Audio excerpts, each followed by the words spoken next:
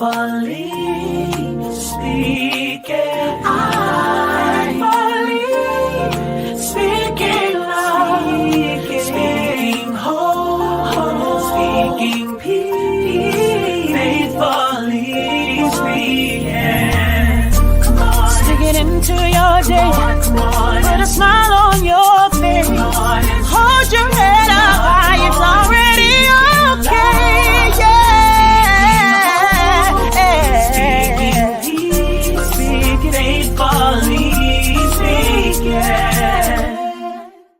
Hello, everyone, and welcome to another edition of Faithfully Speaking, the podcast with me, Melissa Wade, in the water, where we take topics of conversations and concerns and issues, and we share them in a good, positive, and uplifting way. This is where we faithfully speak life into every situation. So today we are recognizing National Breast Cancer Awareness Month and the impact, the achievements, the research, the testimonies that we have as women, specifically women of color. So please help me welcome our guest today. Her name is Portia Hedgepeth, and she is the president of one of the organizations that I absolutely love. I always say I adopted them or they adopted me. Either way, she's the president of Sisters Network Triangle, and they are an organization of breast cancer survivors.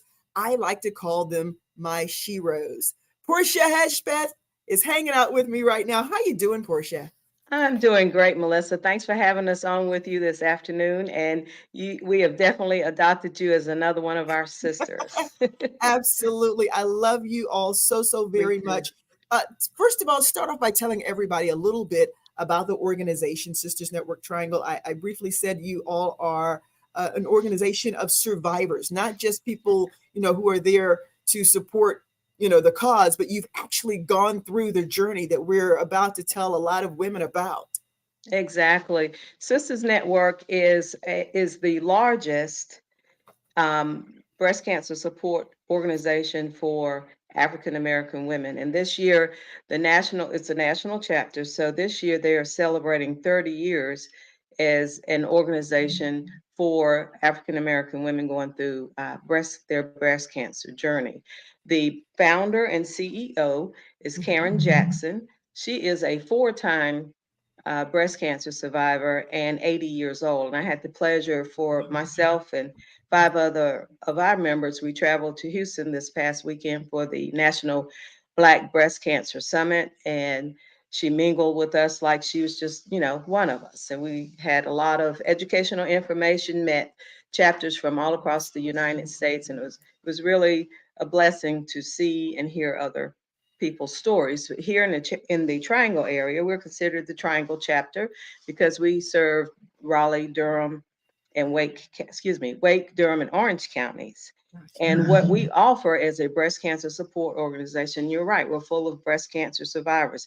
It is a survivor-run support group, which means myself and everybody else that you're going to meet from Sisters Network, we're non-paid, and we do it because this is our way of giving back and helping other ladies through the journey.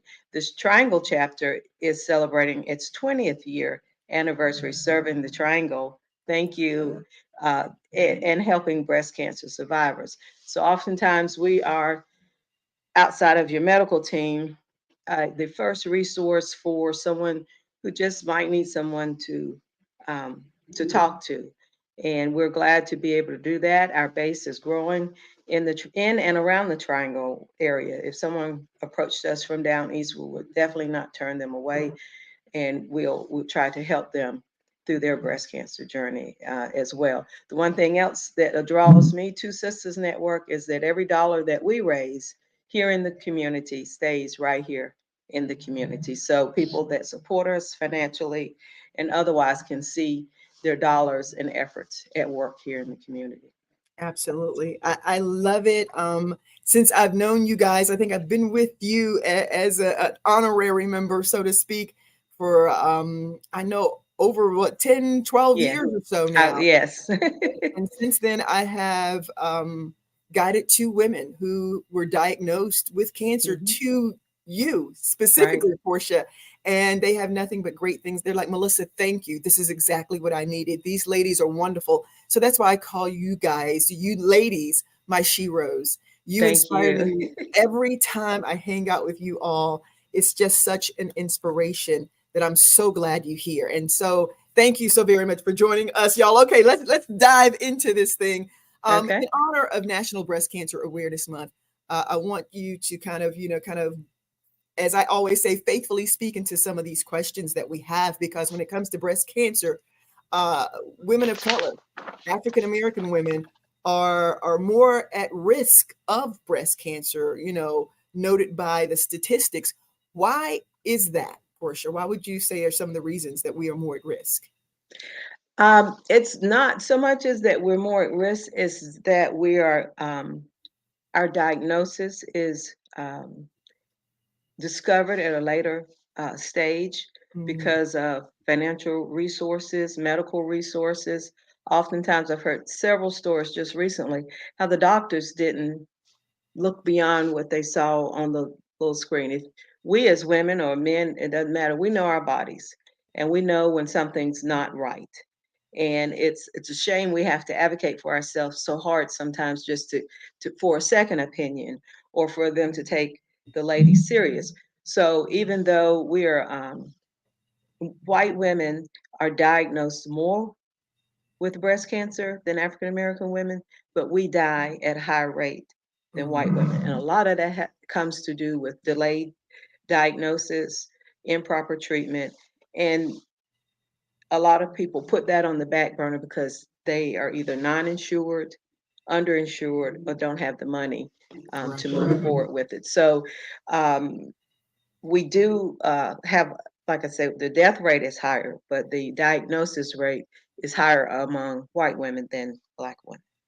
And you ladies there at Sisters Network Triangle have resources available for women who may not have the financial ability to pay for it, or ways of doing that. Right, And we're going to go over that a little bit later on, because that's another reason I love you ladies, is that, you push forth. When I always tell everybody the testimony, the first time I was invited to come and I think host one of the walks, and I expected to go around this little circle or something and walk. And right, you were like, no, no, no. We're going to go door from door to door, and we're going to knock on the doors and say, hi, there's the wife or the lady of the house home, so that hmm we can give her information. And we went to those zip codes where, these things were happening. These were the people or the women that didn't have the insurance. And that just touched my heart.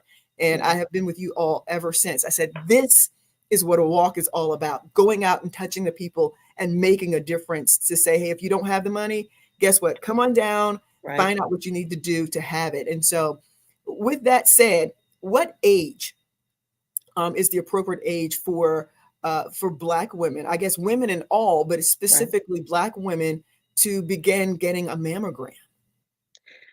The insurance industry and the government keep playing with that. But today it's age 40 for a baseline mammogram.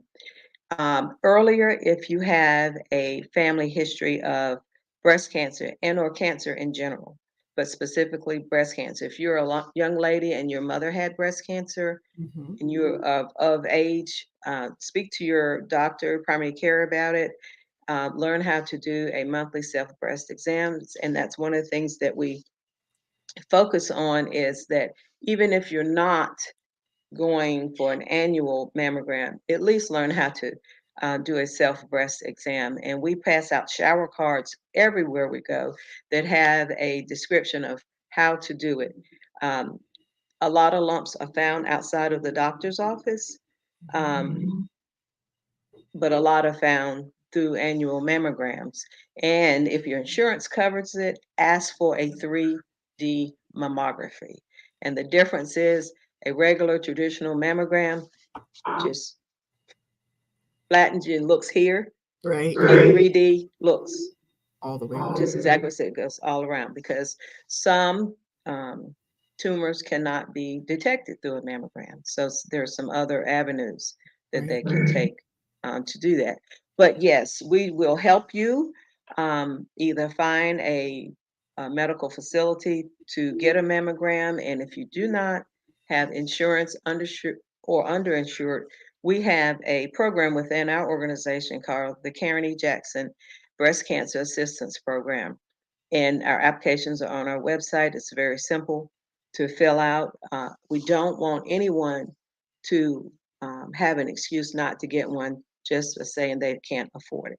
And an average mammogram today, I believe, is like $385. Mhm. Um, I think all insurance companies do cover a traditional mammogram. They don't always cover a 3D mammogram.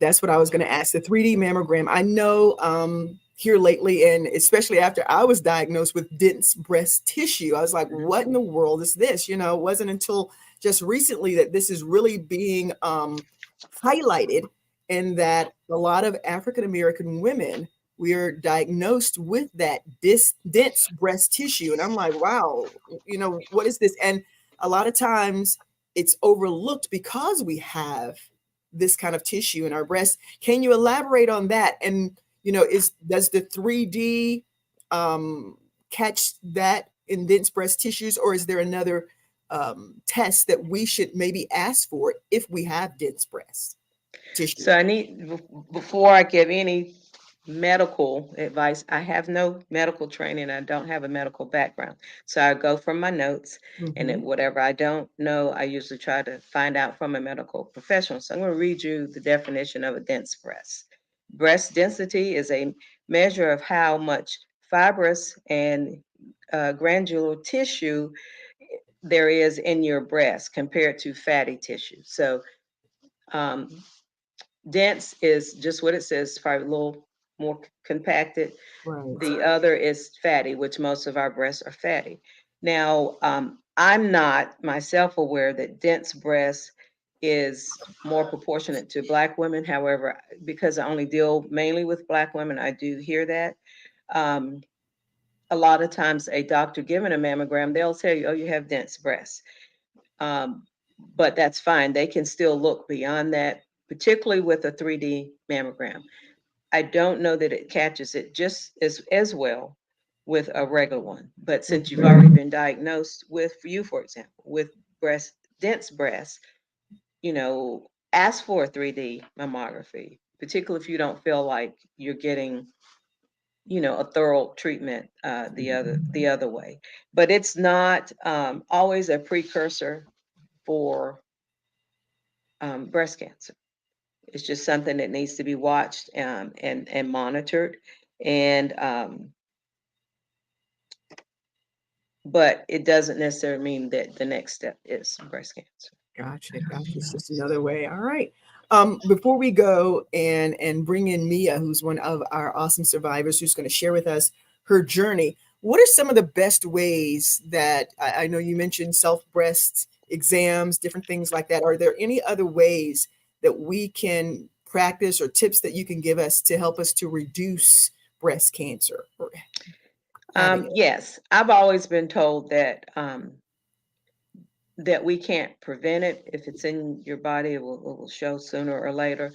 But the things that you can do to minimize your risk, healthy diet and exercise. We as breast cancer survivors are told to stay away from the bad fats and sugars, because we as ladies have estrogen, and the wrong things fueling the estrogen could promote a breast cancer event, not by itself, but you just need to minimize the best you can. But healthy diet, exercise, monthly self breast exams, and your annual mammograms will take you a long ways for early diagnosis, if that is the case. And early diagnosis leads to longevity, because the earlier they get it, the less likely it would have spread to lymph nodes, and you have a whole different set of circumstances. I'm myself am celebrating this month 30 years as a survivor. So I thank you so much. I'm so blessed and Awesome. just excited to be here, because with saying you have a 30% chance of reoccurrence, who, we never know the day, but I'm here and I'm enjoying every day around it. But I was 31 So I'll use myself as an example. I told you earlier, 40 was the age that you needed to start getting a baseline mammogram. Mhm. And I always say that I didn't, at 30, I rarely knew how to spell the word mammogram, much less where to go. I had no family history. So that was not even on my radar to be looking for. Um, so my first mammogram was only after I found a lump in my own breast. And again, that's where self breast exams come in. I wasn't Wow. necessarily doing a self breast exam, but I found it that way. Wow. So I'm thankful that I did do that, and you get be proactive. All lumps are not cancerous, okay? They're not. Some ladies have fibrocystic lumps in their breast. Some of them it starts early as a teenager. Mhm. But if you are a breast cancer survivor and you have daughters, please encourage their primary doctor or OBYN to give them a baseline, because now, you know, though all breast cancer is not necessarily hereditary, you need to Mhm. be mindful, because that you may have a precursor for it. And there is a genetic testing that you can take that would let you know um, pretty quickly if somebody else in your family may get it. So That's great information. And yes, we're going to move over to our testimony side. And Portia, thank you. I know you are a survivor, and congratulations. thank you. Is remarkable. And that testimony of actually being diagnosed in your 30s as opposed to the 40s is really very good information, because it just lets us know that you're never too young to start learning how to self-exam yourself, or take your self-exam, and pretty much you caught it early because you did that yourself. So Right. that was absolutely wonderful. So right now, you've invited for us one of the members of Sisters Network Triangle, Mia Sutton, who is a survivor. And y'all, this is my favorite part of hanging out with these ladies, is to hear their testimonies. Hi, Mia. Hi, can you hear me? We can. You're kind of low, Okay. but we're gonna hush, and I All want you right. to give us your journey. Tell us a little bit about your journey. Whew. Okay. Well, my journey started when I was 53. I had my annual mammograms, and of course, had been having mammograms for years because the starting age is 40, and have always been told I had dense breasts. So, having my mammogram, as I always do, in October, got that phone call a few days later because I was traveling for work, that I needed to come back in and repeat the ultrasound. I mean, I'm sorry, repeat the mammogram because they saw something. Well, I wasn't too concerned because I had the history of dense breasts, and I've actually had a mammogram more than once, or I had to repeat one more than one time. So I was traveling. I came back home probably a month later, wasn't able to get it done right away. Came back home, had the mammogram repeated. From there, we went straight into an ultrasound. That was the first time that I had done that. So, of course, my antenna went up like, okay, this is different. So, I had the ultrasound done, and the ultrasonographer, I could tell that she was looking and kind of trying to figure out what she was seeing. And she told me just a minute, and she left the room. Okay, again, my antennas went up again. Little background, I am a women's health nurse and have been for many years. So, of course, that made me think, uh-oh, I'm by myself. And she leaves the room, she comes back. Now she has the radiologist with her. That's never happened. Immediately, I'm like, okay, this is not going well. Sure enough, they come in and they show me something on the screen for my ultrasound, and they show me this is what we're looking at. This looks abnormal. They explained to me the shape, the irregularity, everything that made them suspicious. From there, they told me that I needed to immediately schedule a biopsy. That would be my next step. Okay, so now I'm really nervous. So I leave, um, get in touch with my OBGYN, who then referred me to a breast specialist.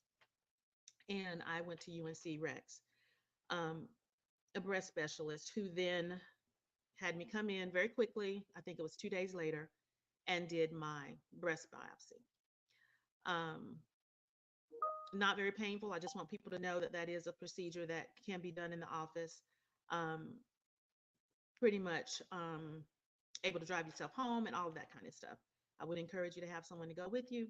But I did have the breast biopsy. They told me I would get the results back in about 2 to 3 days. Traveling for work at that time again, so I had to leave and go out of town. And 3 days later, sure enough, I got that phone call that it was positive for breast cancer, invasive lobular carcinoma of my left breast. Well, of course, that hit me like a ton of bricks. And then I began to ask questions. And um, my first question was, what do I need to do? I want to know, I just want to get this taken care of. Very surreal moment. I was by myself again because, like I said, I was traveling. And I immediately went into nurse mode. This is what was so real, so weird about this. I went into nurse mode. I felt like I was getting information for a patient that I was going to go in and see. Took down all the information that he told me about that I needed to do and all my next steps. We hung up the phone, and I think I just sat for a few minutes and tried to take it all in. Then eventually reaching out to my family, my husband and my mom and so forth, I had to fly home and get prepared for everything. I'm trying not to get emotional. It's amazing. It's been almost 6 years, and it's still kind of catches you and puts a lump in your throat. But anyway, fast forward, um, got home, had to have an MRI, had to have consultations for surgery, what are going to be my next steps, and so forth. Um, I did, which I thought was best for me at 53, I did a double mastectomy. With that double mastectomy procedure, they did find that I had some lymph node involvement. And so I ended up having what they call a radical mastectomy on the left side, where they took out 12 lymph nodes. Recovered from that pretty well. Then went on to um, decide that I wasn't going to have any reconstruction. So I live a what I call a bold and beautiful flat life. So no breasts, and it was a decision that I made long and hard, but that's what I came up with, and went on to go on to radiation. Um, and here I am today, feeling like that was the best decision for me, and I'm happy with it. And try to show that breasts do not define who I am as a woman, and live. Well, I can definitely say, being the member of the itty bitty, I probably understand what you go through every day of my life. Yeah, So yeah, it is fine. yeah. I was, I know. I was heavy chested. I don't miss them at all. There are certain blouses or dresses that I put on and I feel like, oh, this would look so much better if I had breasts. But then there are prosthetics. So I wear my prosthetic when I need to. And probably if I had to say a percentage of time, maybe 5 to 10%. I hardly ever wear them. Yeah. Wonderful. That was an awesome testimony. Now, question for you, of course, when you get to the point where you're saying, I was diagnosed, I was alone, I know that's hitting home for a lot of women who are probably like, wow, yes. What do you do then? What advice would you give to someone who has been recently diagnosed? I would say first, for me, of course, I had to activate my faith and call on my prayer warriors. But I would definitely say, first of all, especially with early detection, breast cancer is not a death sentence. It is not a death sentence. With all of the technology that they have today, I would definitely say that you need to put fear aside and lean into the technology that they have. If you're seeing a provider who is telling you, um, this is our next step, we need to do this, we need to do that. Hear that, do your research, call on someone that you know that may have already been through this. My biggest concern now, in hearing the different testimonies, my biggest concern and pet peeve is the disparities that we as Black women face.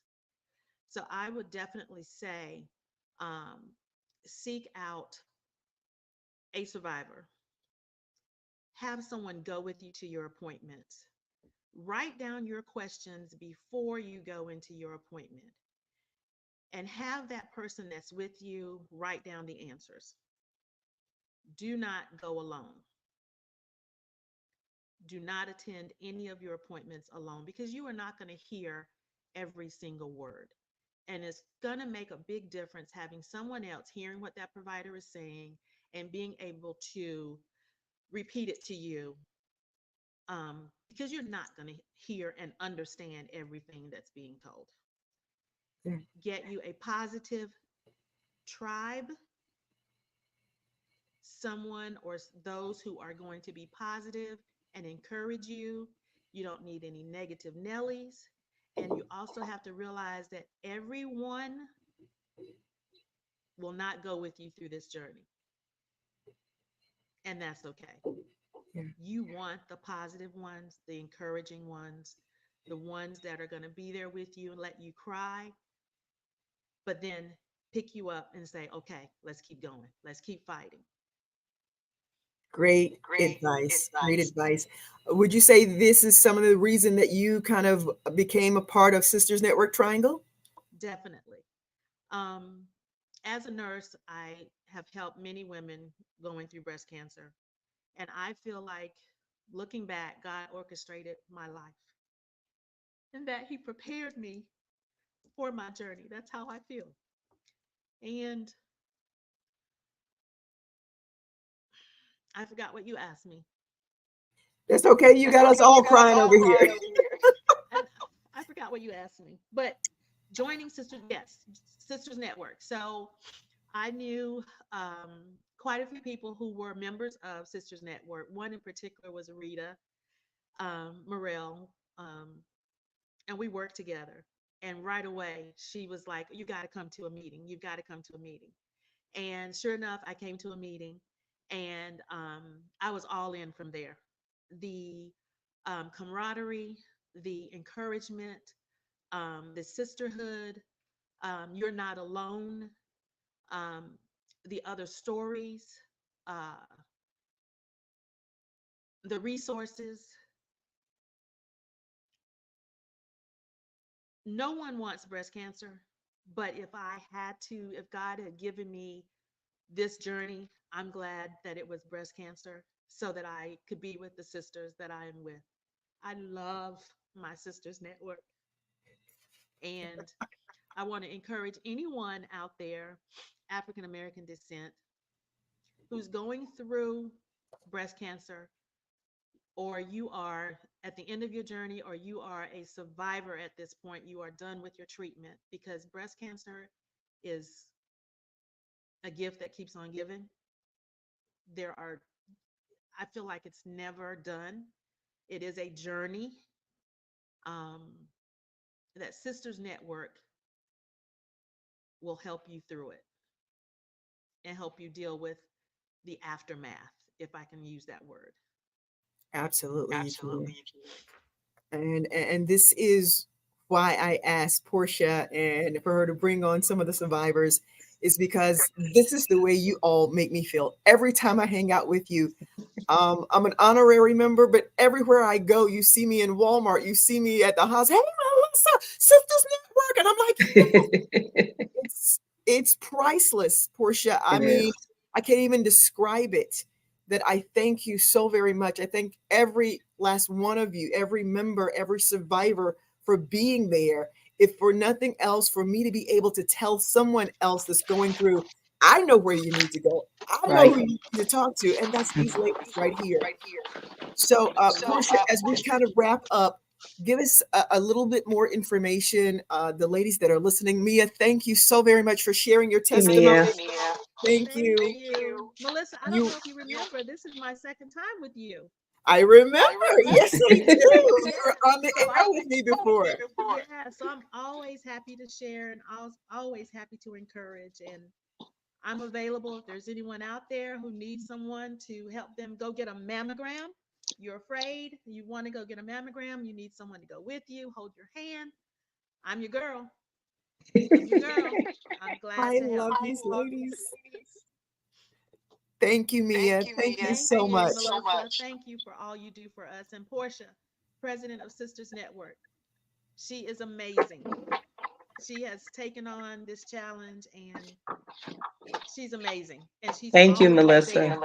She's and always Mia. there.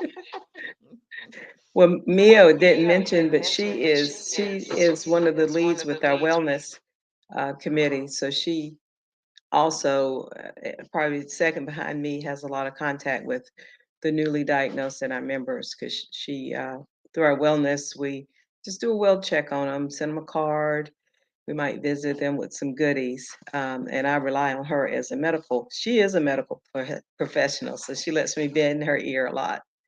But she does a great job for our organization as well. Well, Portia, as we wrap up, as I said, those that are listening, some of them are commenting right now as we speak. Mhm. Let them know, whether they're going through, maybe they know someone like I did that they can say, hey, look, I know exactly where you need to go. And that's the most important part, I believe, is when you're diagnosed, you're like, where do I go? Who can I talk to? And my whole thing is, I know a bunch of ladies that are awesome, that are ready to talk to you, let you know your next step. Even, as you all grow together, you learn more information that you can share with others. And that's what I love Right. about the network as well. So let them know how they can get in contact with you or even join if they want. So the first point of contact, you could visit our website at www.sisterstriangle.org. And on our website, we have links to additional information if you are interested in becoming a member. And you don't have to be newly diagnosed to be a member. We have many members that are on what we call the thriving side.